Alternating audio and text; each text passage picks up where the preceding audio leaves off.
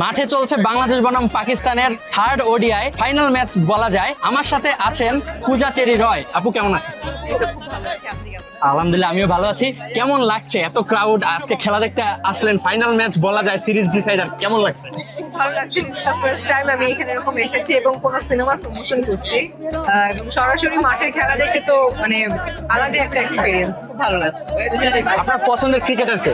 আচ্ছা, অনেকেই আছে, তামিম ইকবাল আছে, সাকিব আল হাসান আছে।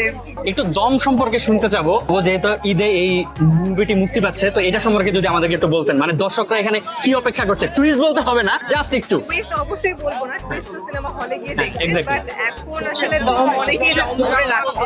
সিনেমা হলে গিয়ে মনে হয় দম ছাড়বে, তো দেখা যাক সিনেমা হলে আগে আসুক, দেন আমি সবকিছু আসলে দেখি তারপরে বলতে পারবো। ঠিক আছে, দর্শকদের উদ্দেশ্যে যদি কিছু বলার থাকে সিনেমা হলে আসার জন্য। দর্শকদের উদ্দেশ্যে মানে প্রতিনিয়ত একই কথাই বলা হয়, আমি জানি কিংবা আমরা ফিল করতে পারি দর্শকরা অনেক স্মার্ট, তো অবশ্যই কোনটা ভালো সিনেমা কিংবা কোনটা কোন সিনেমা তাদের দেখতে হবে অবশ্যই তারা জানে। তারপর আমি বলবো যে দম হচ্ছে একটা ফ্রেশ গল্প, সবকিছু মিলিয়ে সবকিছুই ফ্রেশ।